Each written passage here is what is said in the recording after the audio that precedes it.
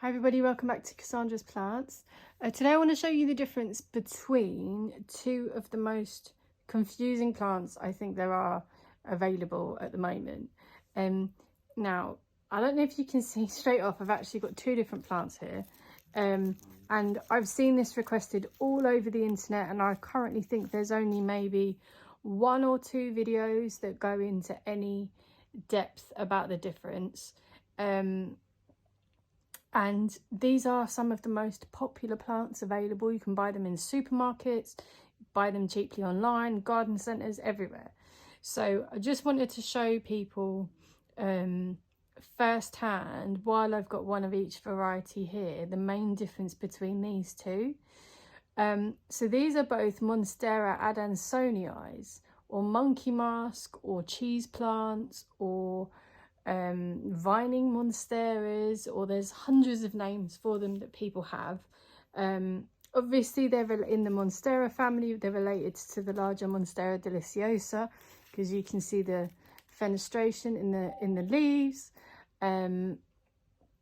So yeah, so here we go. So where to start? The Monstera Adansonii has a few varieties, but these two are probably the most easiest confused, or the most often mixed together.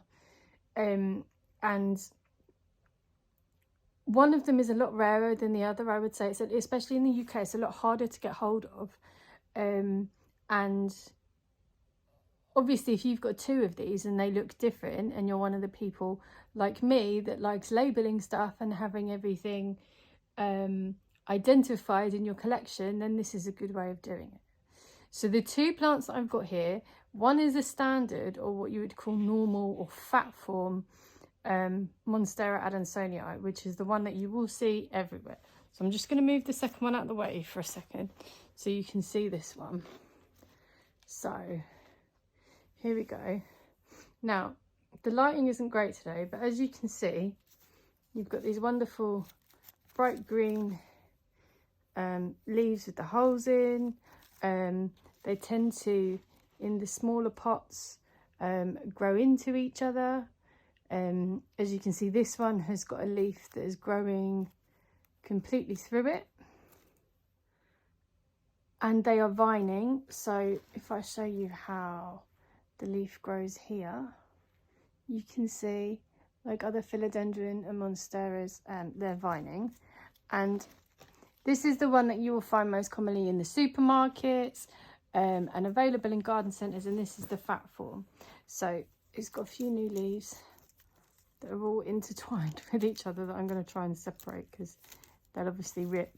And there's another new one, and that's the fat form. So this is the form that most people have and are accustomed to. And one of the key features of identifying this one is, I don't really know how to describe it, but almost like the bobbliness of the leaves. The leaves aren't flat, they're sort of crinkled. They almost look as if there's something wrong with them. If this was on any other plant and your leaves were crinkly like this, you'd be a bit concerned about it. It's almost like they've started to shrivel, if you like. And yeah, they've got a very interesting texture to them. Almost like they've been sort of crunched up, or they're raised in certain areas. It's very unusual, but that's the main identifying factor of this one. So now the one I'm going to show you, and I'll do a very quick swap, is this one. Now this one is again a Monstera Adansonii. However, you can very clearly see the difference in the leaves. Now this leaf is flat. There's no bobbling at all. It's got the same holes of fenestrations as in the other one. Look, it's even got new ones growing through the leaf holes in the same way. And it vines again, if I can show you the stems, because it's quite full. But it grows in exactly the same way as the other one does, and it's pretty much exactly the same plant. However, this one is called narrow form. One, because the leaves are a lot more slender and a lot flatter, and they make more of an elongated heart shape. They sort of taper more towards the end and are more slender in the middle. And obviously, more than anything else, the flatness and the normal lookingness, if you like, of the leaf. They're completely flat. And they're actually a lot more delicate, I find, because of that. So I don't know if, you know, the bobbliness on the other one is sort of some kind of evolutionary trait to make them a bit more hardy, but these ones I find rip and are a lot more fragile than the other one. So this is the narrow form. So I'll do a quick comparison of the two together. Let's have a look. Right, here we go. So let's see if we can get two decent sized leaves next to each other. So here we go. Just move it across a little bit. That's it. Right.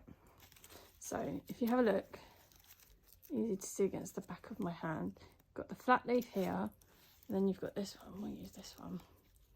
And then the bobbliness. So you can see for a start that these leaves are, on average, I'd say about a third bigger. You can see it's longer by about a third maybe. And if they were flat, they would be a lot longer. It's almost like curly hair, and you don't realise the length of it until you try and flatten it out. And they're a lot longer. And the holes are more rounded. As you can see on this one, they're a lot more sort of plump and rounded, where on this one they're sort of more elongated and sort of elliptical and stretched oval shapes. And the leaves are wider and a lot fatter, hence why it's called fat form. Now, I hope everybody can see the difference, and that helps explain the difference, because I looked for ages trying to figure out what this one was.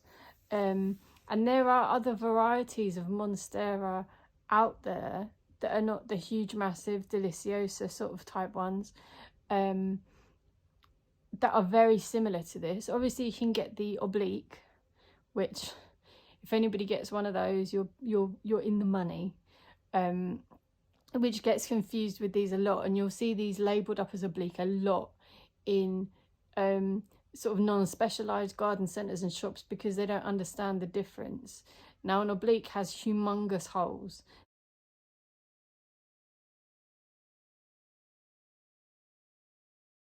There's hardly any leaf, almost to the point of the plant being unable to survive because there's that little leaf available. Now, these definitely aren't that, and they sell for thousands if you can get a true one that's healthy and thriving. But unfortunately, I don't have one of those to compare today. And you do get some other ones like Acuminata, which is very similar to this, and slight other variations on Adansonii. But if you're going to get them, if you manage to find one of those in a garden centre or an online store and they've labelled it correctly, they obviously know what they're talking about, and I would definitely refer to them for more information, as the information out there on these is few and far between, and it is going to be the specialist growers that are able to tell you. The only other variation of this that you get in both forms is the variegated version.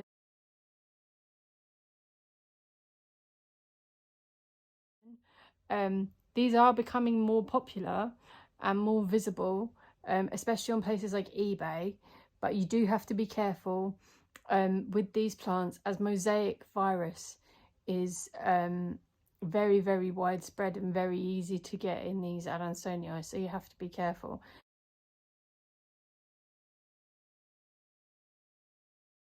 And that sort of presents itself as sort of yellow mottling, and can sometimes disguise itself as variegation or look very similar to sort of a yellow variegation.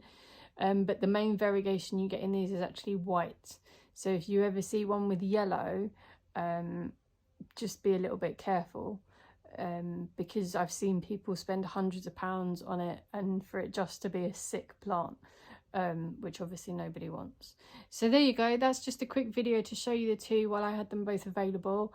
If you have any questions, or you want to ask me to show you anything specific on these plants, about how they grow, or to do a specific Monstera care video, I'm more than happy to do that. And as always, hit subscribe and pop and say hello in the comments, and I'll see you all again next time.